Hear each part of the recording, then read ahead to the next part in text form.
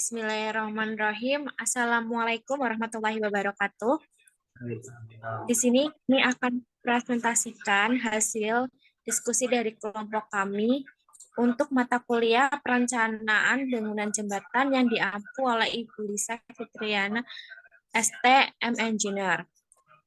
Sebelumnya, perkenalkan nama saya Dewi Taskiatul Maula dengan NIM 3020-2027 dengan partner saya bernama Kurnia Nur Fadilah dengan NIM 3020-2099. Baik, kita langsung mulai saja untuk presentasi kali ini.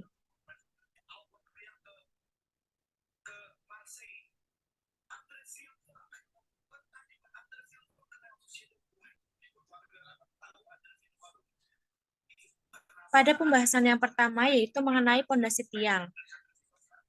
Dalam bagian ini akan dikhususkan pembahasan mengenai pondasi tiang atau pile foundation yang secara garis besar dapat mewakili prinsip perhitungan daya dukung dan stabilitas dari pondasi dalam. Pondasi tiang dapat dipilih karena pertimbangan biaya. Selain itu, kondisi-kondisi yang dapat dijadikan dasar dalam mempertimbangkan pemilihan pondasi tiang adalah yang pertama, apabila lapisan tanah atas terlalu lunak untuk mendukung beban dengan menggunakan pondasi dangkal, maka diperlukan pondasi yang dalam atau panjang untuk meneruskan beban dari atas ke dalam lapisan tanah bawah yang lebih kuat. Pertimbangan yang kedua yaitu kondisi tanah yang sangat kompresif atau bersifat kembang susut tinggi, sehingga dapat berpengaruh pada nilai perpindahan naik turun dari pondasi yang melebihi nilai batas toleransinya. Next.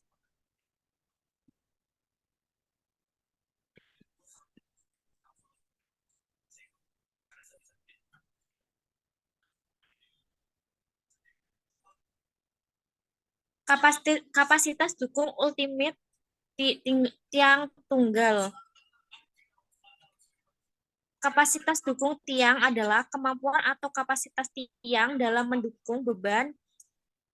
Jika dalam kapasitas dukung pondasi dangkal, satuannya adalah satuan tekan kilopascal, maka dalam kapasitas dukung tiang, umumnya bila tanah homogen, tahanan gesek dinding yang berupa adhesi antara sisi tiang dan tanah akan berpengaruh pada kapasitas ultimate-nya. Kapasitas dukung ultimate tiang QU dihitung dengan persamaan umum, yaitu yang untuk mencari QU sama dengan QB plus QS. Untuk mencari QB yaitu AB kali FB. Untuk mencari QS sama dengan AS atau FS. Untuk keterangannya bisa dilihat di situ. Next.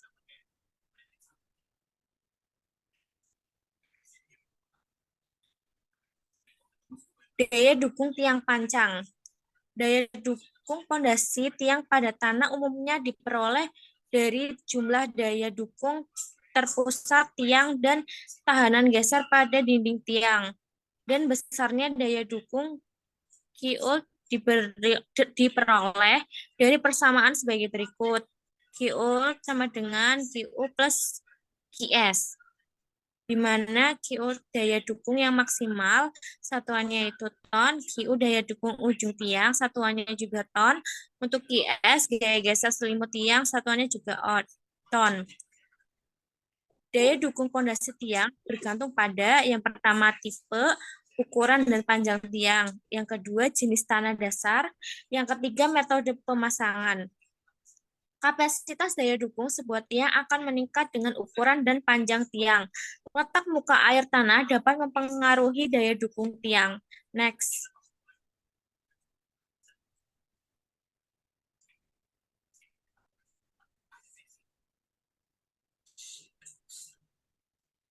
Perhitungan analisa pembebanan. Pertama, berat sendiri struktur. Beban dihitung secara otomatis pada program berat sendiri struktur yang dihitung adalah yang pertama struktur beton, yang kedua struktur plat, yang ketiga plat trotoar. Yang kedua beban mati tambahan, aspal dan overlay. Sama dengan MDA kali tebal aspal overlay kali lebar plat. Sama dengan 22 kN per meter kubik dikali 0,1 meter dan lebar platnya yaitu 10 meter dengan hasil 22 kN meter.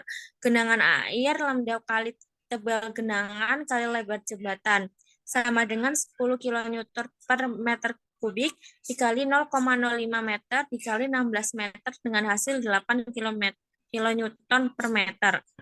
Railing menggunakan pipa diameter 3 inci berat 0,0847 kN dipasang 2 baris. Railingnya terdapat hasil 1,50 kN. Next.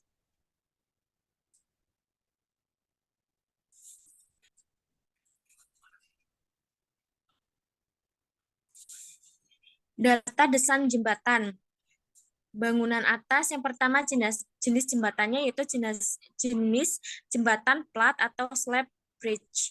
Yang kedua panjang jembatannya sendiri 117,50 cm, untuk lebar jembatannya 16 cm, lebar jalannya sendiri 10 cm, untuk lebar trotoarnya 4 kali 1,5 meter. Tinggi jembatannya 5 meter, lalu lebar segmennya 15 meter, tebal lebar plat lantainya 25 cm, untuk mutu betonnya sendiri K300, pipa sandaran 3 inch atau 76,3 mm, tebal aspal 0,15 meter. As ke aspal itu ukurannya 3,50 meter. Next. Bangunan bawah, kepala jembatan yaitu menggunakan beton bertulang F aksen C 30 megapascal, pondasinya tiang pancang diameter 20 cm. Lalu untuk material, pipa pancang baja menggunakan baja 41, untuk plat beton bertulang F aksen C 30 megapascal. Standar pembebanannya sendiri menggunakan SNI 1725/2016 tentang pembebanan untuk jembatan, lalu SNI 1725/2016 perencanaan jembatan terhadap beban gempa. Next. Data tanah, di samping itu terdapat data tanah. Jadi perencanaan struktur bawah ini menggunakan pondasi bore pile dikarenakan kedalaman pada pondasi jembatan ada sekitar 20 meter yang masih dikatakan dangkal. Dan juga untuk pengambilan sampel tanah ada 4 tempat, yaitu BM01 di jarak 0 meter, BM02 di titik as jembatan 6 meter, BM3 di jarak 12 meter, dan BM4 di jarak 15 meter. Next.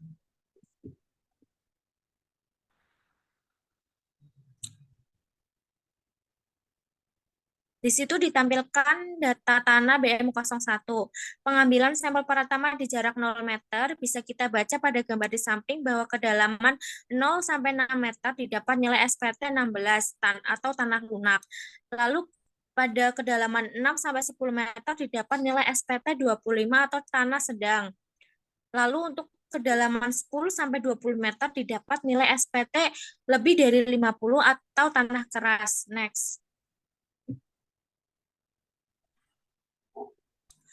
Untuk hasil tanah BM02 pengambilan sampel pertama di jarak 0 meter bisa kita baca pada gambar di samping bahwa kedalaman 0 sampai 6 meter didapat nilai SPT 16 tanah lunak, lalu kedalaman 6 sampai 10 meter didapat nilai SPT 25 tanah sedang, kemudian kedalaman 10 sampai 20 meter didapat nilai SPT lebih dari 50 tanah lunak, tanah keras. Next.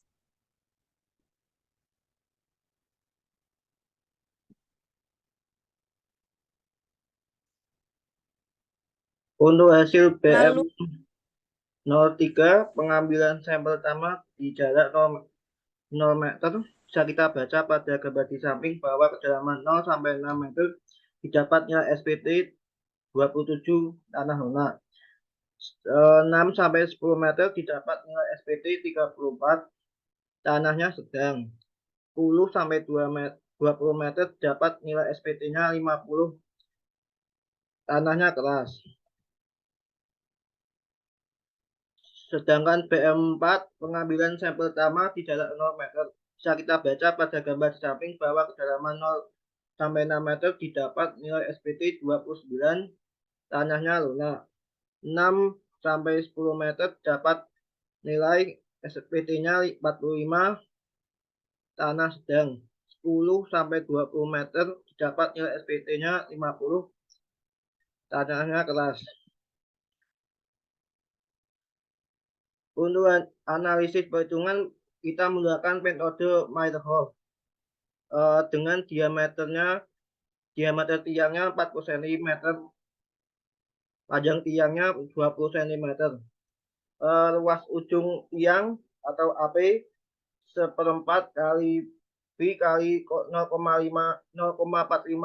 kuadrat sama dengan 0,16 ton. Luas selimut atau AS sama dengan Pi kali diameter kali luas sama dengan 3,14 kali 0,45 kali 20 sama dengan 28,26 meter kubik. Mutu bahan yang kita gunakan adalah 400 kg cm. Berat tiang W dengan rumusnya 45/100 kuadrat kali L kali BJ beton. Hasilnya 7,63 ton. Pengaruh ujung tiang diasumsikan atas 8 diameter sama dengan 360 cm sama dengan 36 meter dengan elevasinya 16,4 meter. Sedangkan yang di bawah 4 diameter sama dengan 80 cm sama dengan 0,8 meter. Elevasinya 20,8 meter.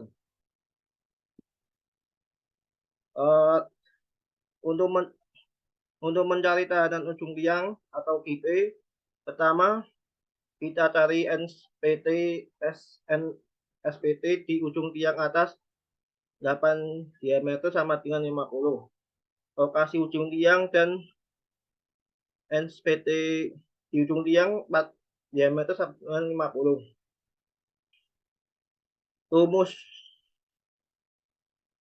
Rumus untuk mencari KIP yaitu 9 kali CU kali AP.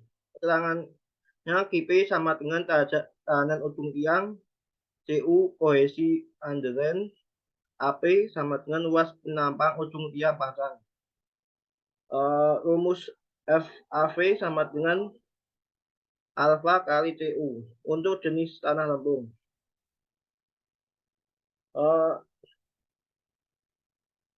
Dari hasil perhitungan CU didapat 333,333 kilonewton meter. KIP-nya dengan rumus 9 kali CU kali AP didapat 480 ton. Kilometer kilonewton sama dengan dikonversi jadi 48 ton. Untuk mencari tahanan selimut tiang atau QS yaitu P kali delta L kali FAV. Kita mencari N rata-rata kedalaman 0 sampai 20 meter dengan nilai SPT-nya 0 sampai 50, ketemunya 34,7. CU 0,6 kali 34,7 sama dengan 20,8 kilonewton per meter. FAV-nya alfa kali CU dapatnya 20,82 kilonewton per meter kubik. P keliling tiang, rumusnya yaitu P kali diameter dengan hasil 1413 kN per meter segi. AL 20. Jadi hasil QS itu didapat dari P keliling tiang kali AL kali FAV. Keterangannya ada di atas itu. Dan didapat hasil 588,373 kN per meter persegi dikonversi menjadi 58,84 ton.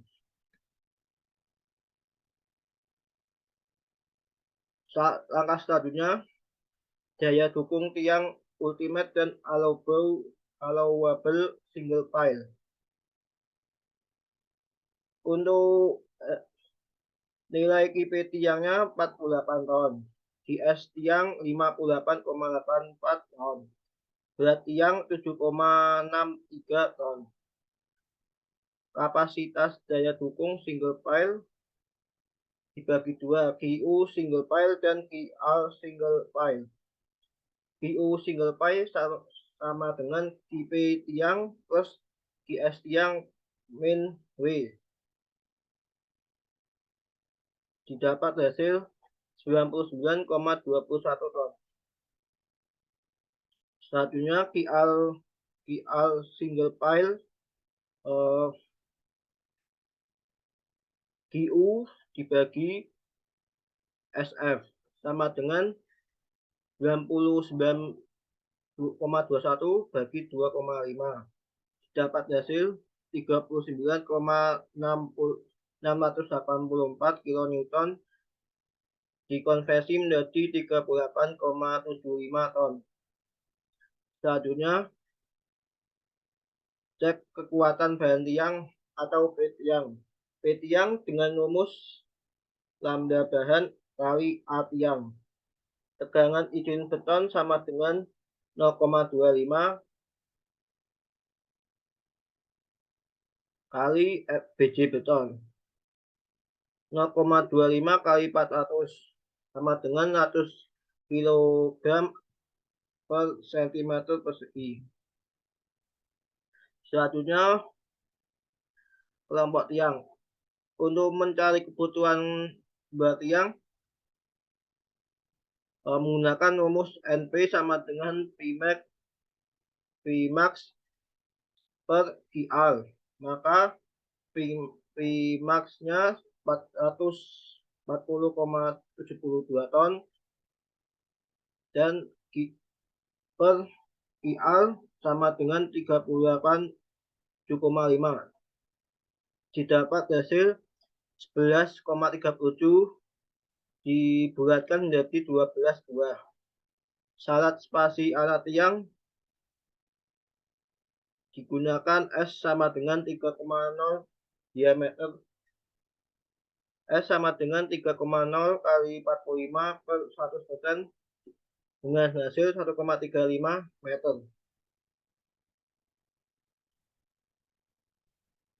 Langkah selanjutnya, efisiensi kelompok tiang atau EG. Beberapa persamaan efisiensi tiang telah diusulkan untuk menghitung kapasitas kelompok tiang, namun semuanya hanya bersifat pendekatan.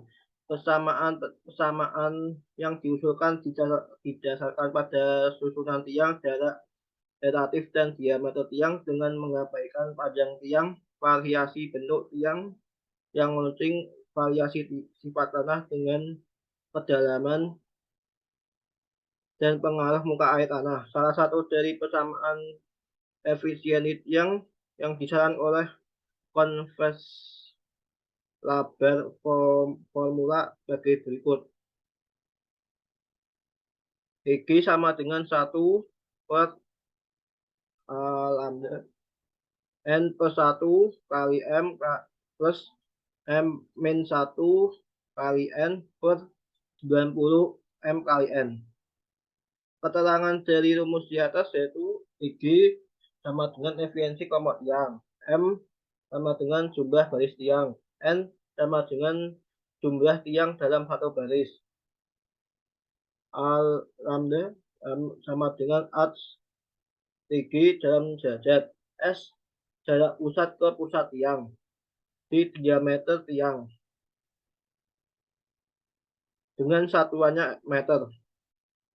Efisiensi kelompok tiang didefinisikan sebagai IG sama EG GNQU dengan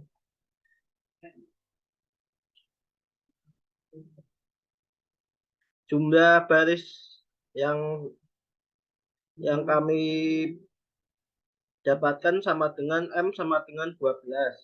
Jumlah tiang dalam satu baris sama dengan N12. Dari hasil perhitungan efisiensi kelompok tiangnya yaitu 0,77951 sama dikonversi menjadi 79.517%.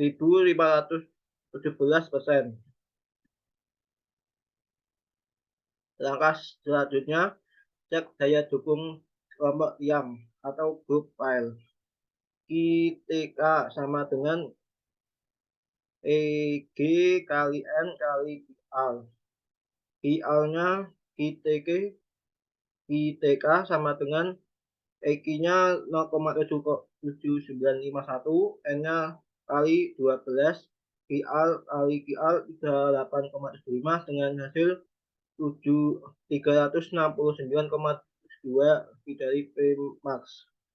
Dengan hasil ini T369,72 lebih dari 440,72 dengan aman. Maka kita menentukan sebanyak 12 buah. Contoh desain fondasi dengan program software AutoCAD dengan hasil di bawah ini.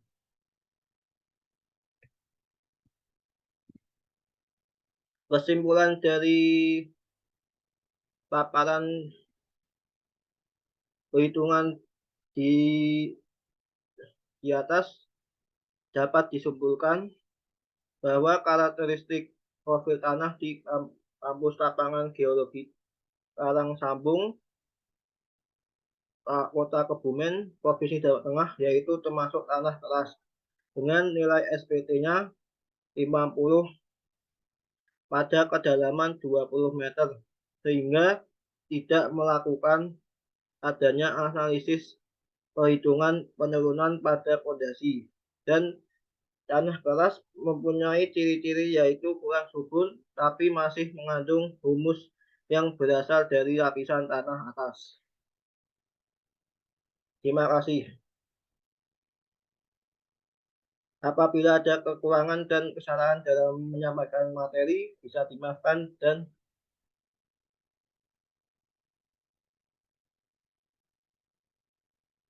wassalamualaikum warahmatullahi wabarakatuh. Audio Jungle.